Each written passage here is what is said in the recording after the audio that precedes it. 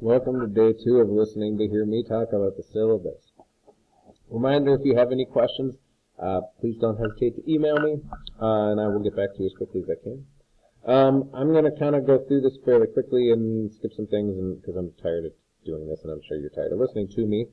So we are on the 4th page, goals, objectives. By the completion of the course, students to recognize subtext and layers of meaning, apply critical theory to textual readings, explore the relationship between literary text and other representations of the world around us, articulate clearly the meaning they draw in essay, text, and essay form, engage peers in productive and collaborative discussion on literature. All of it but the last part, I think we're going to get to. Because I'm not all that well versed in Schoology, there may be some discussion boards and things which I'll be implementing as I go. I want to get the bare bones of the structure of the course down first. So, we'll see. You're going to be reading 5 books, responding to these in notes and in essay form, and hopefully some discussion type format. Well, teaching philosophy, I love what I teach. I think that reading fiction is important and can have positive impacts on one's life long after they finish the last page. One of the things I disliked most about my own high school English classes is that I felt the teacher would point out deeper meanings, symbolism, and themes, etc., which I couldn't always see, didn't necessarily buy, but was forced to memorize. As I progressed in my own studies of literature, I became more adept at finding these meanings, as well as developing my own thoughts and ideas about the text. Not only did reading become more enjoyable to me, but I began to apply these analytical thinking skills to the world around me. Life has become more colorful and interesting place as I found myself noticing more things. Additionally, I hope to demonstrate the theory which grounds these deeper meanings and makes literature a topic of serious intellectual study. My goal in this class is to help you learn techniques, strategies, and schools of literary theory to help you peer beneath the surface of a text. Reading can help you make your life better, and I hope to show you that. Class format. You will have 4 days worth of activities per week. As a rule of thumb, the U of M suggests that an hour of class time, for each hour of class time, students should spend 2 hours of preparation. I don't know that it's going to be that much because all of the course is going to be basically, unless we happen to be on campus, you're going to be doing it this way. So, hour or 2 a day, I would say. And just a quick reminder that you are earning 4 college credits for that. So that's in the neighborhood of $2,000, right? So if we have 48 class sessions, $40 each, that's about $40-ish each, maybe a little more than that, maybe 50. So anyway, taxpayers are paying your hard-earned credits, so please make sure you're using them. And while you will not be tested on the topics of these books in college, you may very well read these books again. I've heard from some students who have written about books that they've already read in here.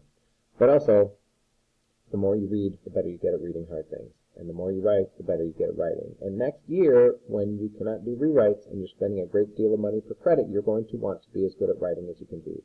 This is an opportunity to earn 4 college credits, to save yourself money, and to improve your writing before you go off to college. Okay, so please take advantage of this. Use your time. If you do the reading and do the activities and give it your best shot on the writing and then do some rewrites, you will do very well in the course and you will improve. Reading overview. At the college level, just reading a book is of little value. The fact that you've read through its pages makes little difference to the class or lifting your grade above an F. Instead, you are expected to be able to discuss the text, allude to its passages, compare it to other things, identify issues and ideas, subject it to various critical approaches, internalize it, and more. When you're able to do these things, then you've read the book. When we start our discussions on the book, I want you to know what the book is about, what happens in it, the plot, and who the characters are, right? Just kind of the general basics, so then we can kind of go off of that. The exceptions, I will help you with that a little bit with Heart of Darkness, and be willing to offer as much help as you'd like on that. Critical perspectives, we will be using several of these. In the course, we'll examine literature through lenses or perspectives, including feminist, which we kind of have done with several papers in advanced U.S. Lit, like, for instance, The Great Gatsby, when we looked at the role of women within the book. Essentially, that's writing about the book from a feminist perspective, the way women are depicted in the text. Psychoanalytic, cultural materialist, post-colonial, and I don't think we'll get to post-structural. Each of these perspectives are based on theories about the relationships among people, our world, and the text we use to describe them. This means that we will not just read the stories to see what happened or who did what to whom, but we will attempt to read and discuss stories as they relate to the ideas and issues that create the world in which we live. Here's kind of the general layout of the outline of the course. The books we'll be reading, and as you see, I dropped one of them. You may want to purchase your own versions of these. You don't need to. I would recommend, and I'm going to have the books set up. I'm going to send an email out to everybody, but It's books that you can come pick up, probably in guidance or in the front office. I think you can find online versions of some of these texts. But if you are interested in books or studying literature potentially at some point in college in the future, you may want to just buy your own versions, because then you can take notes in them and use that text next year. So it's up to you. Grading, 70% is on your essays, and we have about a 12 to 15 point quiz testy thing, test-like thing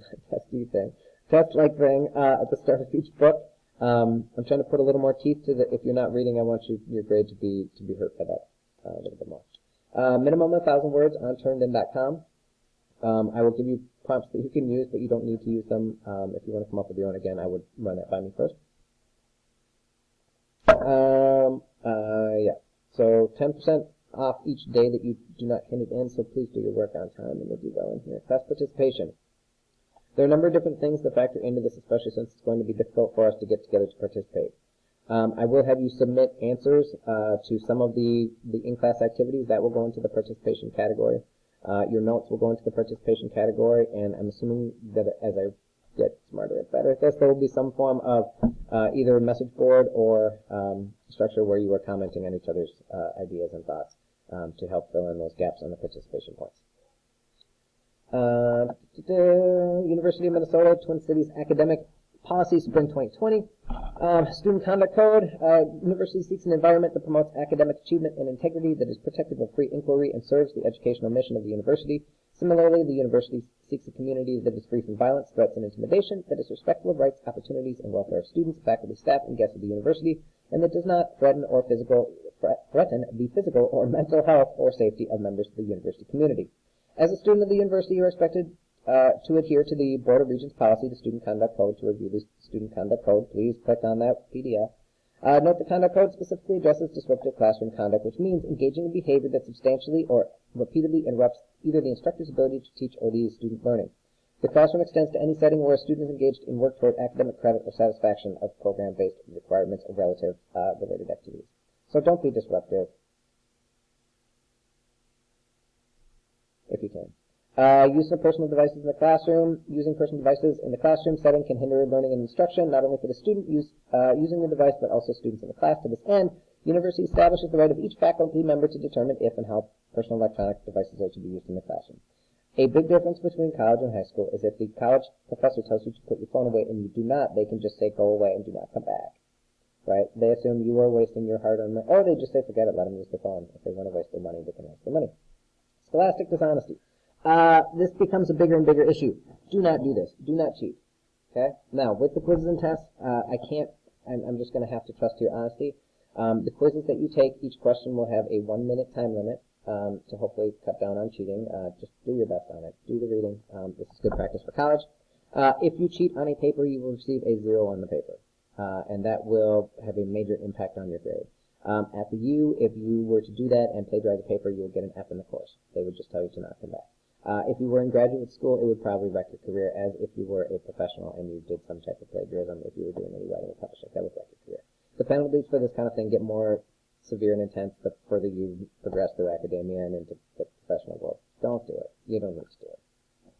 Make up work for legitimate absences. Students will not be penalized for absences during the semester due to unavoidable or legitimate circumstances, Such circumstances include verified illnesses, participation in intercollegiate athletic events, subpoenas, jury duty, military service, bereavement, or religious observances. Such circumstances do not include voting in local, state, or national elections, though they should if it was up to me.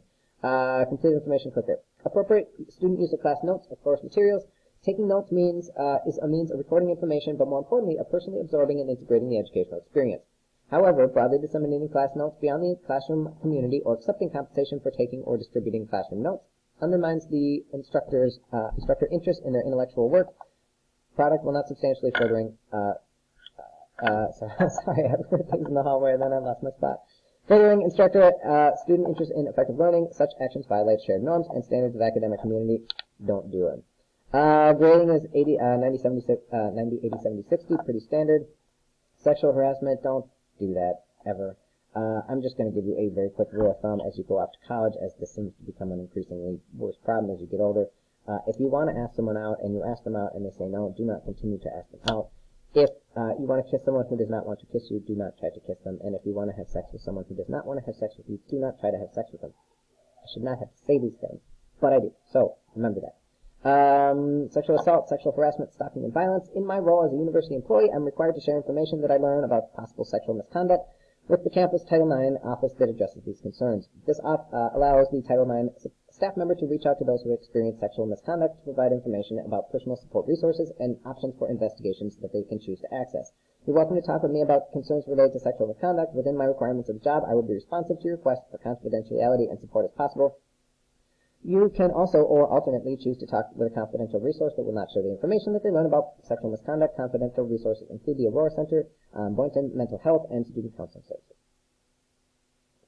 We're getting close to being done with this nightmare. The university provides equal access to and opportunity in its programs and facilities without regard to race, color, creed, religion, national origin, gender, age, marital status, disability, public assistance status, veteran status, sexual orientation, gender identity, gender expression. More information, please consult the Board of Regents. Disability accommodations. University of Minnesota views disability as an important aspect of diversity and is committed to providing equitable access to learning opportunities for all students. The Disability Resource Center, the DRC, is the campus office that collaborates with students who have disabilities to provide and or arrange reasonable accommodations. If you have a disability in any such areas such as mental health, attention, learning, chronic health, sensory, or physical, please contact the DRC office on campus to arrange a confidential discussion regarding equitable access and reasonable accommodations.